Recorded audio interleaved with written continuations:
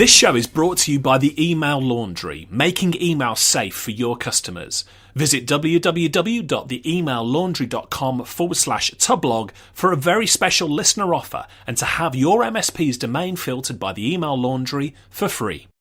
Hi everyone, Richard Tubb here with TubbTalk, the podcast for IT consultants, and today's episode was recorded at the CompTIA EMEA conference in London. EMEA, European, Middle Eastern and Asia, and CompTIA are a trade association is probably the best way to put them. Some of you might be familiar with CompTIA from the A+, and the Server Plus, the Network Plus, those sort of industry standard qualifications that are out there, and many of us who are in the IT industry become familiar with. But CompTIA is a lot more than that. CompTIA is also a trade association of sorts. It's a community, it's a peer community. And so the EMEA conference is CompTIA's biggest event this side of the States. CompTIA members get together. There's a mixture of IT companies, MSPs, but really there's about 500 people who are involved in the IT industry get together under one roof for a couple of days, and there's some really great content. There's some great peer collaboration going on there. So I thought it would be a great idea to speak to some of the members of CompTIA and to speak to some of the main players in the industry who are in attendance at the CompTIA EMEA conference this year. So I spoke to Bruce Penson of ProDrive IT, who's a member, Craig Sharp of Abusi, an MSP who's a member as well, and also one of the speakers that day, Mark Williams, who's the outgoing chair of the CompTIA UK channel community, a community I was very much involved with in its formative years as chair of that community myself. Very honoured to be a part of that role. And also to Todd Thibodeau, who's the president of CompTIA worldwide. So 4 people with 4 different views on how CompTIA provides value to the IT industry as a whole, and hopefully you'll get some ideas about how CompTIA could provide value to your company as well. This is not an advert for CompTIA. CompTIA are a not-for-profit trade association. I'm just a huge fan of the work they do. Personally, I think it's a no-brainer for any IT company to be a part of the CompTIA community. I've gone on record as saying the most successful IT companies and MSPs that I come across are heavily involved in peer collaboration. It really is easier to do things as part of a collective than to plough your own furrow. So with that said, I will step back, and I hope you enjoy our interviews at the CompTIA EMEA conference. I'm here with Bruce Penson of ProDrive IT. How are you doing, Bruce? I'm very well, thanks, Richard. Tell me a little bit more about ProDrive IT and what you do. So we're an MSP based in Guildford. We work mostly with small, medium businesses, but we tend to like businesses who really value the kind of business side of the consulting services we provide. So as you know, I've not got a technical background. I come from a sales background, and I really sort of believe that we're primarily a business advisor. So we're really looking for prospective clients or clients who buy into that. As you know, a lot of those tend to be work from regulated businesses, financial services, trading, that kind of thing. So Bruce, you're the managing director of the company, and you work with regulated industries. Examples that would be oil and gas companies, for instance? Yes, absolutely. In financial services, commodity trading's an area that we work in, or indeed actually businesses who aren't actually necessarily in a regulated industry, but their clients are in regulated industries, so they tend to have very specific challenges as well. So almost a specific niche there, and I'm going to say that's quite unusual for an MSP. What challenges do you find working with clients of that nature? Presumably they've got the bar set quite high for some of the regulations and things they need you to do as their IT provider. Yeah, I mean, they obviously have a lot of compliance that's pushed down on them, whether it's through regulation from trade bodies, or it's corporate governance, or it might actually be something that their clients are asking them to do. And there's a whole lot of technology related stuff that comes with it. But their big problem actually isn't that in itself, it's understanding how to deal with that. And that's their challenge, because they're not technology people, they don't have the training, they don't have the skills around that, and they don't really understand it, and they need someone who does, and that's kind of where we come in. And so how do the conversations typically go when you first make contact with them? What are they looking for from MSPs who can support their specific nature of business? Well, usually a conversation comes about because they've got a problem, as most conversations do with for businesses like us. And usually a problem for one of them will be something that's holding their business back, and it will usually be some bit of regulation that they're not complying with, or some requirement from a customer they're not complying with. So a good example might be, we worked with a market research business last year. They're trying to start dealing with the banking sector. Every time they put a bid in for a bank, they got a questionnaire about 30 pages long, asking them to confirm that they're complying with all sorts of IT security requirements. And frankly, they just didn't know whether they were or not. It wasn't a case that they couldn't answer the questionnaire. They just didn't even know whether they had all this stuff. They had a problem there. It was holding their business back. They knew they had to do something about it, and that's really where the conversation starts. And obviously, you have to be able to demonstrate that you've got the ability to help them. What we tend to do these days is we try and do a discovery workshop, which is a way of kind of uncovering all this stuff and getting the customer to really come up with all these pains they're experiencing, and express them in a kind of way that actually means something, and you can relate it to the technology. So and then we can put together some kind of services for them to help address that. And when you're kind of matching what we're actually doing then with the pains that they've got, then it puts it more in black and white for them, and they can sort of draw a link then. Yeah, it sounds as though you've got a very strong methodology for approaching working with those type of clients. What about tools that you use within the business? Is there any specific tools that you can name check, maybe give people an idea of how ProDrive is so organised and how you've been successful at what you do? I don't think there are any specific tools. There's nothing really that we're using. I don't think that anyone else isn't already using. It's probably just the way we use them, and the way we're quite sort of open with our customers or prospective customers about some of these tools, and we bring them in early on. But we use documentation tools, the same ones that most other MSPs are using. We use SharePoint, and we're starting to work with a tool called IT Glue now. But it's not so much the tools that we're using. I think it's the fact that we're very, very big on getting the documentation right in the first place and making it very visible to our customers that we're doing it. So I don't think there's probably anything that we're doing hugely different from other MSPs. It's probably just the way we're presenting it to clients and the way we're linking it to the problems that they have. And how do you overcome the challenge of that most MSPs come across? So you initially go in, maybe you solve some pain, and then the pain goes away for the client, and after a while they start to say, well, Bruce, what is it we're paying you for? How do you overcome that challenge? That's a very good question. I guess you have to relate it back to your initial discussions and continue to bring those up at your review meetings. We tend to do quarterly meetings with customers. We don't call them reviews as such, or not service reviews. We call them business reviews because we're talking about the business. So we're constantly looking to try and find new areas of their business where we can help them with. And I think that's the key thing, and making sure that you're always keeping the conversation on that level.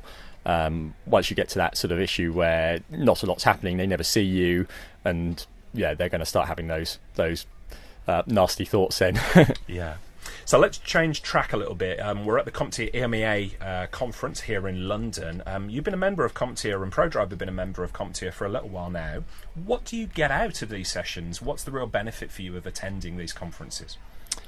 I think for me, the biggest thing is the networking, really. It's finding out what other IT services businesses are doing, what they're doing well, what their challenges are, exchanging war stories, that kind of thing. Because we're all doing stuff well. That's probably why we're all members of an organisation like CompTIA. We're all sort of forward-thinking businesses. But there's stuff that other people would be doing much better than we're doing. There's probably stuff that we're doing quite well and people want to know about it. And really, for the good of all the businesses here, if we're exchanging stories and taking useful tips from each other, then we're all going to do business better, and that for me is the key thing. Yes, there's some really good presentations as well. There's a fantastic one yesterday afternoon on engaging your staff, and those, there's some real gold dust in those presentations as well. But the key thing really is the networking. Yeah. Well, fantastic. Thanks for your time, Bruce. Really appreciate it. If anybody listening to this wants to get in touch with yourself or take a look at ProDrive and what you do, where can they find ProDrive on the web? So ProDrive, our website's www.prodriveit.co.uk. We also have a Twitter feed. Obviously, it's at ProDriveIT. I'm available on LinkedIn as well, so if you want to get in touch with me, you can find me on there. Well, thank you, Bruce. Really appreciate it. At the end of a long couple of days of learning, we're both a little bit tired, so I appreciate you spending the time to talk to me. No problem. Thank you very much, Richard. So I'm here with Craig Sharp, the Managing Director of Birmingham-based MSP Abusi. How you doing, Craig? I'm doing very well, thank you, Richard. And you? Excellent. You've just come off stage where you've been talking about what do clients think of managed services. Really well-received session. Yourself, you stood out from, if you don't mind me saying. What do clients think of managed services? Well, I think, as I said during the session, Richard, the key is that it depends in what space you exist in. In the space that we're in, you're sort of sub 25 user.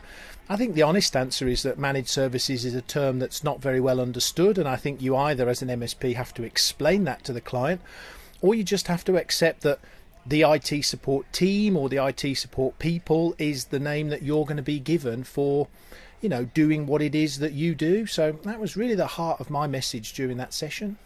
It's interesting, isn't it? Because I don't think clients ever refer to us as managed service providers. Interesting, you and I used to be friendly competitors back in the Birmingham days, back when I used to run an MSP as well. Our clients never refer to us as managed service providers. How do you think clients actually see MSPs? I think referring to the fact they don't really understand what they are, I think ultimately once they understand that an MSP is a kind of IT support company plus or enhanced or whatever, I think really they see it as a way of being able to offload more of that tech stuff to those people. Maybe back in the day they thought you were doing hardware support, but now you're doing hardware, infrastructure, internet, security, antivirus, printers, voice over IP, doing so much. So I think MSP providers should be selling that service on the basis that it's a great opportunity for their clients to offload responsibility and let them manage the day-to-day stuff rather than let the client have to face that peril themselves. And in the past few years, you've been at the vanguard, really, with Abusi of the cloud computing era, moving away from standard on-site solutions, as you and I both used to do back in the day, and moving towards cloud solutions. How has that changed your relationship with your clients? I think, interestingly, at my level and within the space that we occupy, I don't think clients have really changed their attitude that much. To them, they still have email services. They still have other IT-related services that need managing. What's happened is that there's a lot less equipment within a client of the nature that I look after. So there's less servers, there's less hardware, desktop PCs, there's a lot more bring your own device, there's iPads, there's things like that. And what we do is we advise the client about the services that they need, giving them the best solution, which nowadays I tend to feel is a cloud-based solution, both for the value it brings in terms of physical pounds and pence, and also in terms of the fact that many of them have got built-in disaster recovery services. So I think cloud services have allowed us to offer more value to customers, but you just have to explain that to the customer. They won't understand it themselves. You have to explain you still need IT people to manage this stuff. You still need IT people to give you a helicopter view of how it's all tied together. It frees up your time to be able to give, I think, higher value services rather than crawling on desks and plugging in cable services. That's what it brings. So you've just presented here at the CompTIA conference in front of around 500 managed service providers and people in education here. If there was 3 pieces of advice that you could give to fellow managed service providers who perhaps were aspiring to be a company like Abusi, a company with a great reputation and a good client base in the Birmingham West Midlands area, what would those 3 pieces of advice be? I think firstly, if you occupy a similar space to us or aspire to, so that's sub 25 users, build relationships is number one. There are certain circumstances, which I will be honest about, where we may have dropped the ball with a client technically, but our relationship saved our opportunity with them. So 1, build relationships. 2, try to look at every part of the service you provide and both standardise and simplify. That will then give you less technical headache, less technical problem, easier to manage. And I think the third one is bring to the customer solutions that work for them. Don't make it all about technology. Don't talk about gigabits and megabytes because the customer doesn't care. Make it about things that allow them to work remotely, work from home, do stuff from an iPhone or an iPad and not have to be chained to a desk all the time. So think about the customer and what would benefit them. Don't think about technical solutions that you find exciting. Fantastic. And a quick plug, you've got an awesome blog. Everybody knows I'm a massive fan of reading blogs within the IT industry, as well as being a blogger myself. The blog is called Tales of an IT Professional? Tales of an IT Professional, and it can be easily found at the URL abusiblog.co.uk. And if anybody listening wants to find you on social media, you're on the Twitters? I am, I am at Craig at Abusi, that's Craig A.T. Abusi. Also close personal friends with at Chris Akabusi as well, and you'll see a photo of both of us on Twitter. That was an aspiring moment that I was able to match. And facebook.com/Abusi Limited. And how is Abusi spelled? ABUSSI. Fantastic. Thanks for your time, Craig. Thanks, Richard. Okay, I'd like to briefly pause for a second to let you know about my new book, The IT Business Owner's Survival Guide. I'm the former owner of an IT managed service provider business myself, so I know exactly what it's like to struggle to cope with the day-to-day stresses of running an IT business. I know there are days or even weeks when you get frustrated and wonder whether it's all worth it to go it alone. I'm telling you, it doesn't have to be like that. The IT Business Owner's Survival Guide contains a collection of easy-to-digest guides and tips on how to cope with the common tasks that cause IT business owners worry and stress. If you want to learn how to save time, avoid stress, and build a successful IT business, then you don't have to do it alone. You can buy the IT Business Owner's Survival Guide from Amazon or visit itbusinesssurvivalguide.com and download the first chapter for free. That's itbusinesssurvivalguide.com. So I'm here with Mark Williams of London-based MSP Pensar. How you doing, Mark? I'm very well, Rick. Good to be here. Good, and we're here at the CompTIA EMEA conference, and yesterday was the CompTIA UK channel community meeting. So for those not familiar, as chair of that community, explain what the UK channel community is. Yeah, Rick. The channel community is a mixed community of solution providers, vendors, and distributors, predominantly based in the UK, and it's a networking opportunity. It's an opportunity for us to deliver some best practice, do some workshops, and generally try and improve the quality of service delivery in the UK. And as chair of that community, previously you served on the exec council there. What do you get out of it, of being chair? What does it bring to you in your business? So from my perspective, it's been very rewarding. It's given me the opportunity to network with a bunch more people that I might not otherwise have had the chance to. I've been introduced to new vendors, so we've been able to look at new products and services, again, that might not have immediately come to the fore. I've had the opportunity to work with other solution providers because I'm a great believer in collaboration rather than necessarily competition, and there's always the opportunity to work with other people. You can't be all things to all men, and you need to collaborate. You need to build partnerships, and you need to find outsourcing arrangements to be able to deliver a full range of services. And from the point of view that some IT companies are actually quite insular, aren't they? And perhaps they've never collaborated before, and they might be listening to this and asking the question, well, why on earth would I share my trade secrets with essentially people who are my competitors? What would you have to say to that? I would say realise what you're good at, focus on your core strengths, do those things really well, and look to outsource or partner for the areas where you may be weaker. So everybody has some core strengths, some specialisms that they can offer the market. As I said, you can't be all things to all men, but most IT solution providers position themselves as that one-stop resource for their clients. And to be able to deliver that, you need to partner. So building up strategic alliances with other people. So examples might be maybe data cabling or it could be any sort of ancillary service that you don't do. It could be finding someone who can do database admin, which isn't necessarily a core skill within most MSPs. It could be virtually any sort of product or service that you need to procure for your clients. The benefit of doing it through the CompTIA community is that most companies that come here are engaged with the idea of improving their business.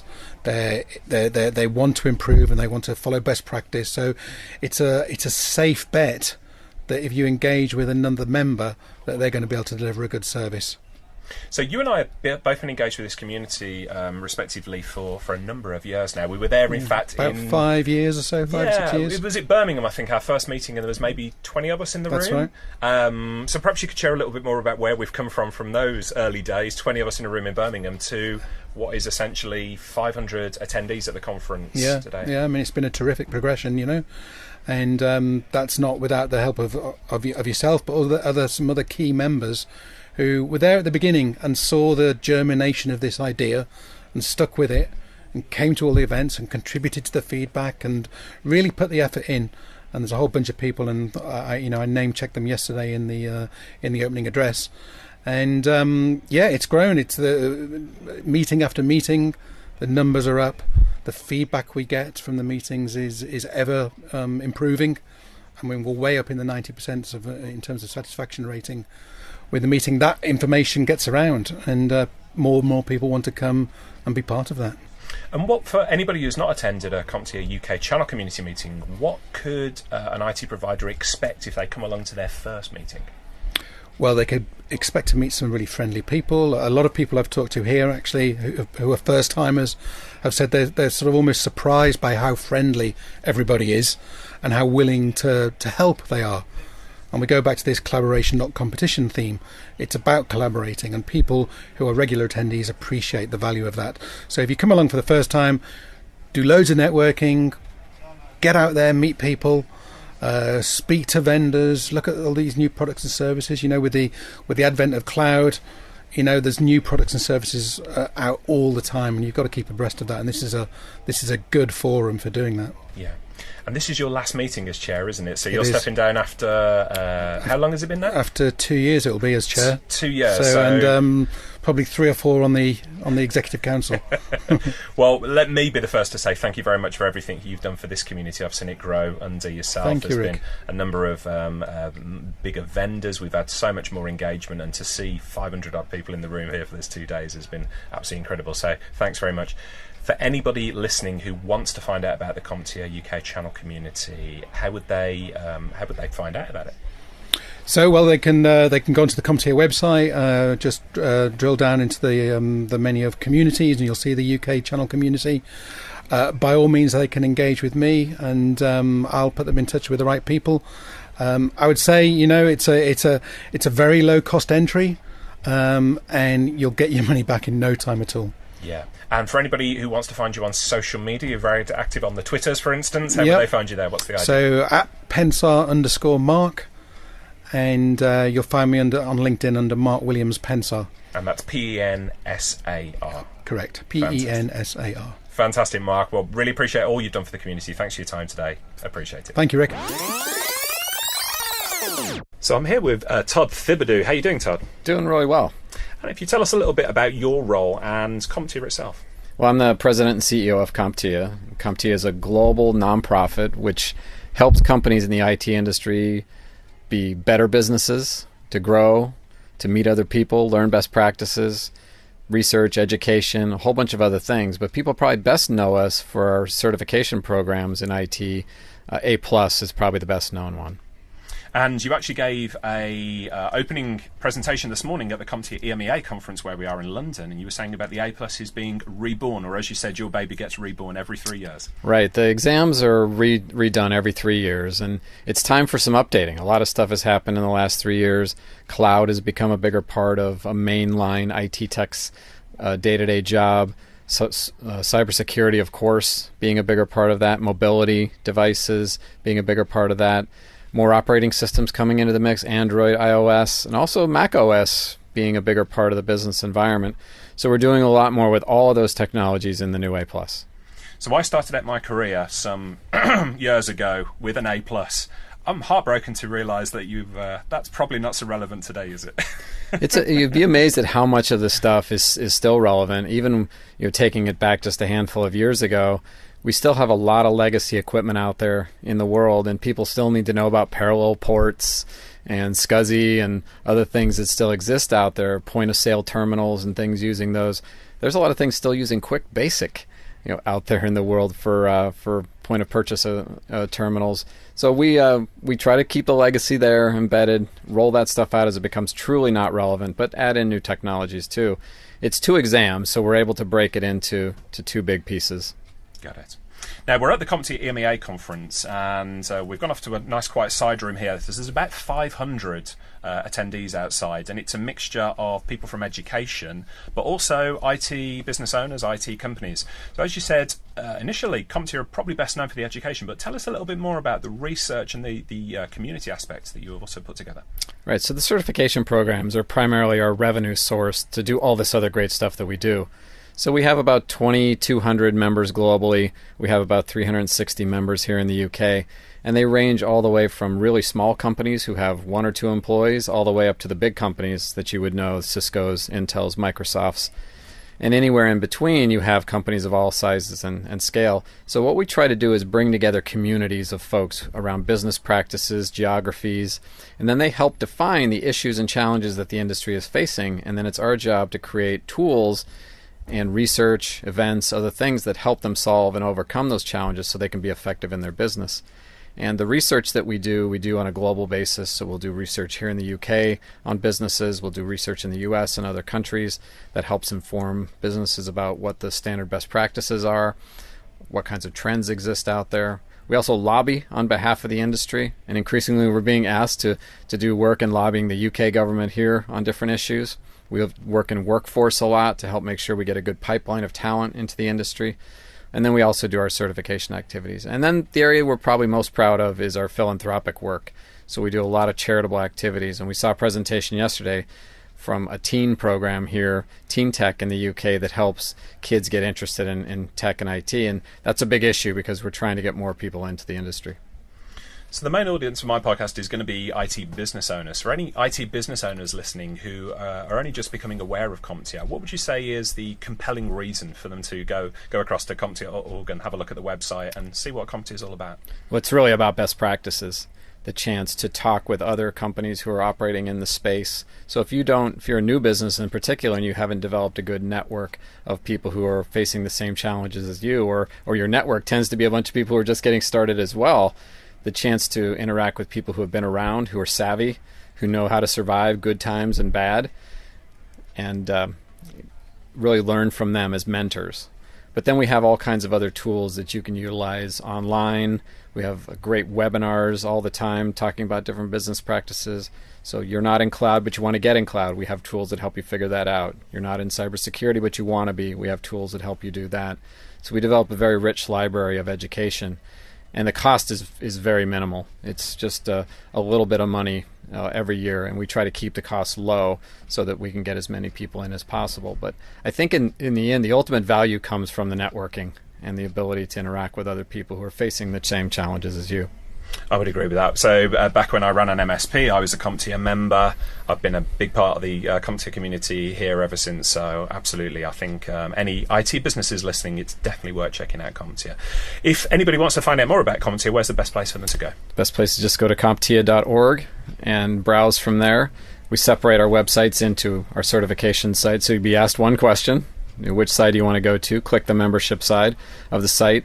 And we've got a great set of resources and tools. Now we have an open membership model which allows anybody who comes to the site to sign up, and they can get access to about 60% of our resources without having to pay a dime. So download some white papers, get some research, look at some education, and if you like what you see, then go and click the renew or the sign up, I should say, and jump in and be part of the family. Once people get in and they do it, they tend to stay. So it's a matter of getting people, to get signed up. And once they do, they see the value and carry it on and tell their friends about it too. And I'd encourage anybody listening to go and check out CompTIA. It really is a good vendor-neutral organisation to learn best practice from. Now, Todd, just before I let you go, I know, like myself, you're a big fan of home automation. Dare I say, a home automation geek. Mm-hmm. What's the latest in the Thibodeau household? What have you got going on there? Well, put up a Nest, put up some of the smoke detectors that came as part of Nest when Google made that purchase, and those are pretty interesting. It's an interesting play for Google. They're looking at these sensing devices within the home so that they can do some preemptive searching of things. So suppose you were talking about a Turkish vacation. You'd be surprised you come back to your computer and there's Google suggesting that maybe you want to take a Turkish vacation. So there's a little bit of interest there. But yeah, installed some Nest devices. I don't change my thermostat that often, only a couple times a year, but I wanted to see how they worked and to put them in place. I have a couple of dogs, so I've thought about putting some cameras up to monitor them, to see what's going on, because I do travel quite a bit. But there's a lot of stuff going on in home automation right now. Apple is going to be getting into it in a very big way. Google is also getting into it in a very big way. So there's a lot of things that can be done there. So it's good to see it mainstreamed, because most of the product has been pretty intense DIY for most people to do it. My lighting system within the house is all connected through some the technology that used to run over power lines and still does, UPB, and it's good. And I think we'll see more interesting things for home security as well. Well, every time I meet you and talk about home automation, it makes me feel just that little bit better about the amount of Ethernet ports, Wi-Fi signals and devices I've got at home. So, Todd, thank you for your time today. Appreciate it. Thank you. It's great. Well, I hope you enjoyed those interviews recorded at the November 2015 CompTIA EMEA conference. I hope it gives you an insight into CompTIA, who they are and what value they might provide for your IT company. And if you're looking for any more details about CompTIA or any other peer collaboration community, then pop across to my blog at tubblog.co.uk and do a search on peer collaboration or CompTIA. There's about half a dozen blog posts there on various aspects of how peer collaboration can help your IT company to grow. And as always, you can find the show notes featuring all the links and resources we spoke about during the interviews over at www.tubblog.co.uk. If you enjoyed those interviews, you can find a ton of other expert interviews over at my YouTube channel at youtube.com/rtub, that's RTUBB. And one final thing I'd like to ask is for you to take 30 seconds to jump over to iTunes and to rate the podcast. I'd be really grateful for that, as it helps the show get in front of more people like yourself, and it's really through word of mouth that this podcast grows. So I want to thank you, the listener, for joining me again today. I know you've got a wide choice of podcasts you can listen to, so I really do appreciate you've chosen to spend your time listening to me. Thanks, and I hope to see you in person very soon.